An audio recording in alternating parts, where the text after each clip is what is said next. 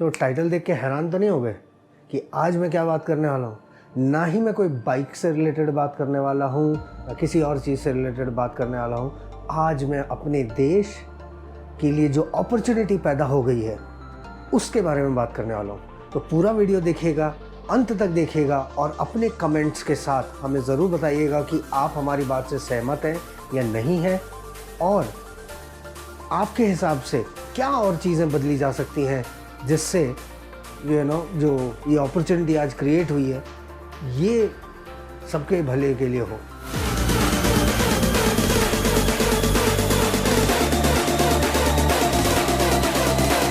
तो हेलो, हाय, खुशामदीद और नमस्ते जी।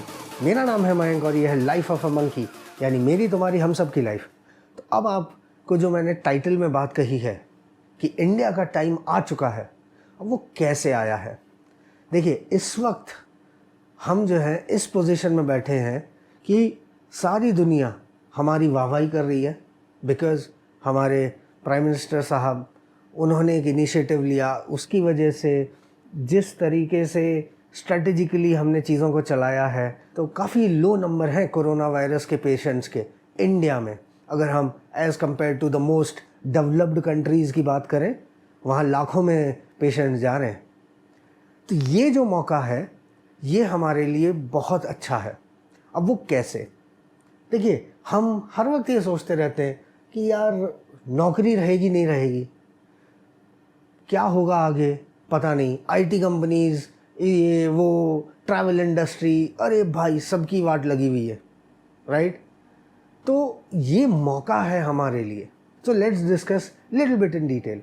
ठीक है, मैं कोरोना से रिलेटेड ऐसी कोई बात नहीं करना चाहता हूँ, ठीक है? वो सिचुएशन क्या है, कैसे उसका वो करना है, सब जानते हो आप लोग। अब हमें देखना है आगे की तरफ।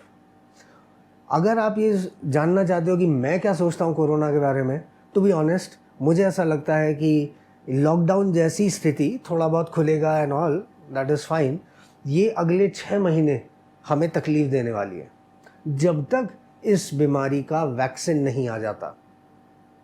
That is my opinion. तो थोड़ा सा I will be careful, but at the same time आज की तारीख में हम लोग घर बैठ के कर क्या रहे हैं, राइट? अब जैसे मेरे जैसे जो और भी साथी हैं जो आईटी कंपनीज़ में काम कर रहे हैं, जिनके पास कंपनियों ने लैपटॉप दिया हुआ है, वो सब तो लगे हुए हैं अपने काम में, है ना? सही कह रहा हूँ ना मैं? बट बाकी लोगों का क्या, राइट? इवन हम लोग भी फ्रस्ट्रेट होते हैं तो क्या कर रहे हैं आजकल? भैया नेटफ्लिक्स का धंधा बढ़ाए पड़े हैं, अमेज़ॉन प्राइम का धंधा बढ़ाए पड़े हैं, हॉटस्टार, ZEE5, ऑल्ट बालाजी, और भी आप जितने भी नाम ले लीजिए, इन सब के जितनी भी वेब सीरीज़ हैं, कोई मूवी आ गई है तो भाई वो उसी को देखने में लगे हुए हैं। सब ने बैंडविड्थ को चोक करके रखा हुआ है। फ़ायदा टेलीकॉम इंडस्ट्री को हो रहा है, बहुत अच्छी बात है, इन कंपनीज़ को हो रहा है, बहुत अच्छी बात है। क्या हम इस टाइम को अपने ऊपर खर्च कर रहे हैं? मैं हेल्थ बनाने की बात और इसकी नहीं कर रहा हूँ, फर्दर डेवलपमेंट की बात कर रहा हूँ। बहुत सारे हमारे साथी हैं जो घर बैठे हुए हैं क्योंकि भैया दुकानें बंद हैं, ऑफिसेज बंद हैं, but are we upgrading ourselves? No. YouTube को हमने एक एंटरटेनमेंट का ज़रिया बना लिया है, but for me personally YouTube has always been a platform जिससे मैं या आप या हम सब बहुत कुछ सीख सकते हैं। There are tons of video. आप टॉपिक बोलिए, सोचिए कि इसके बारे में मुझे सीखना है, you will find a video on YouTube. आज से 3-4 साल पहले ये स्थिति नहीं थी, बट आज ये स्थिति है।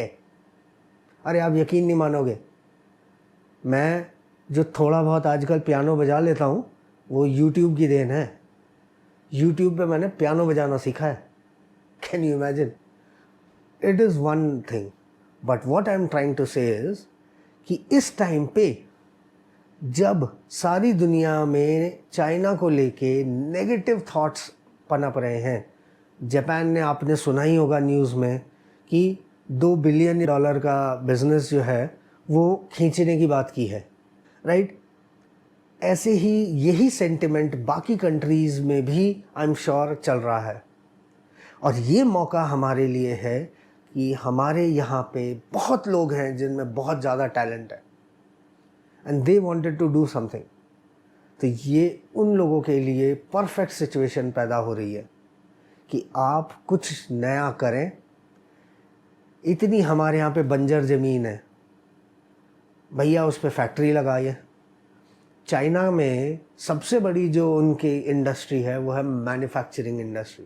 चाहे वो इलेक्ट्रॉनिक्स बनाए, चाहे वो गाड़ियाँ बनाए, चाहे वो कुछ भी बनाए, प्लास्टिक बनाए, या एप्पल का कोई भी प्रोडक्ट देख लो, हमारे यहाँ जो आता है उसके नीचे लिखा है मेड इन चाइना। भैया वो मेड इन इंडिया भी तो हो सकता है। लेबर कॉस्ट की बात करो, मटेरियल की बात करो तो हमारे यहाँ सस्ता है। कुछ चीज़ें जो हैं वो सब जगह जो रॉ मटेरियल के प्राइसेस हैं वो सारी दुनिया में सेम है, बट उनके पास जो एडवांटेज आज तक रहा है वो ये रहा है कि they do a bulk manufacturing, मतलब थोक के भाव बनाते हैं चीज़ों को। तो हम क्यों नहीं कर सकते यार? हमारे पास लेबरों की कमी नहीं है, हमारे पास सामानों की कमी नहीं है। रॉ मटेरियल अब जैसे लिथियम आयन बैटरीज हैं वो चाइना बनाता है क्योंकि लिथियम आयन का रॉ मटेरियल उनके पास ज़्यादा है। हम भी कुछ कर सकते हैं जुगाड़। अरे भाई, जुगाड़ में तो हम नंबर 1 है कि नहीं? तो ये चीज़ों को हमें अब सोचना पड़ेगा। There are so many areas जिन पे हम काम कर सकते हैं, एंड ये टाइम है जब हमारे जो दोस्त हैं, भाई हैं, बंधु हैं जो इंडिया से बाहर सेटल हो गए हैं कि वाह विदेश में कितना मज़ेदार है, हैं? उनकी हालत देख रहे हो, उनसे चीज़ें तो संभाली नहीं जा रही। तो भैया this is the time you should come back to India. और आईटी का गाना अब जो है ना कम हो रहा है। मेरे हिसाब से किसी भी चीज़ की जो साइकिल है वो 20 से 30 साल होती है। दैट इज़ माय ओपिनियन, आपका ओपिनियन अलग हो सकता है, राइट? आईटी इंडस्ट्री का जो ग्लैमर पीरियड था वो 90s और अर्ली 2000 का टाइम था, पर पिछले 7-8 साल या मतलब ये 2010 के बाद का टाइम, भैया जिसको देखो उसकी जो है गर्दन पे तलवार, सर के ऊपर तलवार हमेशा लटकी रहती है। मैं खुद आईटी में काम करता हूँ and I know it very well कि व्हाट वी गो थ्रू। आपको पता है पहले आईटी में लोग टिके रहते थे, आजकल इतनी जल्दी जल्दी स्विच क्यों करते हैं? क्योंकि होता यह है कि जब आप किसी कंपनी में घुसते हो तो पहले 1-1.5 साल आपको पता है कि आपका हनीमून पीरियड है, आपसे ज़्यादा हाई एक्सपेक्टेशन नहीं है, तो आप 1 साल जो है वैसे निकालते हो। सेकेंड ईयर में आप काम करते हो, कुछ करते हो, आप टिके रहते हो। पर तीसरा साल आते आते भैया कुछ भी हो सकता है, पता नहीं, चलो ना हाइक मिल रही है ना कुछ हो रहा है, जंप मारना जनता शुरू करती है। और जो बेचारे टिके रहते हैं उनके सर पे हमेशा तलवारें लटकी रहती हैं कि भैया अब गए थे तब गए। और जिसको देखो, जिस आईटी कंपनी को देखो, कुछ ना कुछ जो है कट डाउन के नाम पे जो है लगा के रखी गई है। तो अब ज़रा आईटी के इधर से बाहर आइए और कुछ और सोचिए। अगर आपने पहले नहीं सोचा है तो अब सोचना शुरू कीजिए। देखिए, मेरा ये मानना है कि हर आदमी को भगवान ने 2 स्किल्स दिए हैं, ठीक है? एक जिससे वो अपना पेट पालन कर सकता है और एक जिससे वो एक्सेल कर सकता है। मुझे मालूम है कि मेरा क्या स्किल सेट है जिससे मैं एक्सेल कर सकता हूँ, ठीक है? और मैं उस पर इवन आज की तारीख में भी जब मैं नौकरी कर रहा हूँ उसी पे हाप कर रहा हूँ, उसी वेव पे मैं चल रहा हूँ, ठीक है? वो मुझे मालूम है, but there is a limitation. नौकरी में सारे वक्त तो आपकी नहीं सुनी जाती, आपके सारे आइडियाज़ फॉलो नहीं किए जाते, और ज़रूरी नहीं है कि आप इस पोजीशन पे हो कि आप आइडियाज़ दे सकें, राइट? आप लीडरशिप बोर्ड में नहीं हो तो यार कौन सुनेगा आपकी? मैनेजर कहेगा भाई अपना काम कर ले यार। तो प्लीज़ स्टार्ट थिंकिंग कि आप और हम क्या अलग कर सकते हैं। There are tons of areas यार। ऊपर वाले ने, कुदरत ने ये हमारे लिए कुछ पॉजिटिव चीज़ें छोड़ी हैं। ये कोरोना हुआ है, 1 महीना 1.5 महीने का लॉकडाउन हो गया है, लोग फ़ोटो भेज रहे हैं, वीडियो भेज रहे हैं कि भैया हमको हिमालय दिख रहा पंजाब से, नेचर रिबूट कर रही है, हम ये सारी बातें सोच रहे हैं। बट क्या हम ये चीज़ सोच रहे हैं कि ये जो मौका दिया है नेचर को हमने, या नेचर ने हमको, जो भी आप समझिए। अब हमने क्यों दिया है? क्योंकि चाइना वालों ने वायरस को भेज दिया है ना, दुनिया में इधर उधर हो गए चाइना से, तो हमें ये मौका मिला है। इस फील्ड में हम सोच सकते हैं, राइट, कि एनवायरनमेंट के एरिया में टेक्नोलॉजी का क्या यूज़ किया जा सकता है। या टेक्नोलॉजी नहीं, स्ट्रैटेजीज़ का क्या यूज़ किया गया होता है। There are tons of things, right. मेरे पास भी कुछ आइडियाज़ हैं, कभी और डिस्कस करेंगे। ये सब सोचना हमारे लिए बहुत ज़रूरी है, राइट, कि जो रीबूट फीचर हमें मिली है इसको हम कैसे यूटिलाइज़ करें ताकि ये जो चीज़ है ये सस्टेन हो सके। नहीं तो यार इतना डिटोरिएटिंग हालत हो रही थी इंडिया की। दिल्ली की तो हालत आप सबको मालूम ही है, किसी से छुपी हुई तो है नहीं। Pollution level was so high, why can't we do something about it. उसके बाद मैन्युफैक्चरिंग में हम बहुत कुछ कर सकते हैं यार।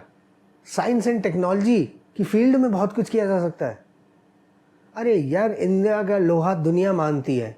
हम वो बड़े बड़े मैं आपको बता रहा हूँ, आज से मैं 5-6 साल पहले की बात बता रहा हूँ, जब मैंने एक वीडियो देखा ना, कोई तो यूनिवर्सिटी का प्रोग्राम था और उसमें वो ये दिखा रहे हैं कि हिंदुस्तान के कितने लोग नासा में हैं, यहाँ इंजीनियर कितने हैं, उसके बाद डॉक्टर कितने हैं। उसके बाद नमस्ते लंदन मूवी में जो है बखान किया कि हमारी तीसरी बड़ी आर्मी है, न ये है न वो है। अरे भाई वो सारी बातें ठीक है, आप दूसरे देश में बैठ के आप सिर्फ अपना ही सोच रहे हो कि I am getting a life style, मेरी पावर जो है परचेजिंग पावर वो बढ़ रही है। पर भैया अपने देश के बारे में कब सोचोगे। अब उन देश की तो लंका लगी हुई है, वहाँ हमसे ज़्यादा बुरी हालत है, आपको पता है। अब मैं आपको बताऊँ, जो लोग ऑन साइट बैठे हुए हैं ना और नौकरियाँ कर रहे हैं आईटी कंपनीज़ में, उनकी हालत ज़्यादा खस्ता है, उन पे ज़्यादा तलवारें लटकी है। क्यों? क्योंकि दे आर एलिफेंट। इंडिया में आप किसी को अगर 10 लाख रुपए 20 लाख रुपए तनख्वाह दे रहे हो तो आप क्या दे रहे हो? आप साल का उनको ज़्यादा से ज़्यादा $40,000 दे रहे हो, राइट। बट वहीं उसी काम के लिए आपको अगर किसी को हायर करना है तो 120 के 130 के, यही फंडे पे इंडिया आउटसोर्सिंग का हब बना था, राइट। और यही चीज़ आज हमें वापस मार रही है। हम मरते रहते हैं कि जी यूएस का वीज़ा मिल जाए, यूएस का वीज़ा मिल जाए, ये हो जाए वो हो जाए। अरे यार बंद करो, अपने देश को संभाल लो, अपने देश को उठा लो। तो ये जस्ट मेरा एक थॉट था जो मैं आप लोगों के साथ शेयर करना चाहता था, राइट। तो इसलिए मैंने ये वीडियो बनाया। उम्मीद करता हूँ आपको मेरी बात सही लगी होगी। अपने कमेंट्स के थ्रू हमें ज़रूर बताइए कि आप क्या सोचते हैं कि कौन से एरियाज़ में इंडिया ग्रो कर सकता है, आगे बढ़ सकता है, और कहाँ और अपॉर्चुनिटी पैदा हो रही है। देखिए मेरे पास एक लिमिटेड दिमाग है, मेरे पास एक लिमिटेड सोच है, तो मैं उन्हीं चीज़ों के ऊपर सोच सकता हूँ जिसके बारे में मुझे मालूम है। बहुत सारी चीज़ें हैं जिनके बारे में मुझे बिल्कुल आइडिया नहीं है, राइट। और आप सोच रहे होगे कि मैं 2 महीने से वीडियो नहीं बना रहा हूँ, मैं कर क्या रहा था। Actually I am thinking of lot of things जिन पर मैं काम कर रहा हूँ। तो इसीलिए वीडियो बनाने और वीडियो डालने के बजाय मैं उन चीज़ों पर फोकस कर रहा था।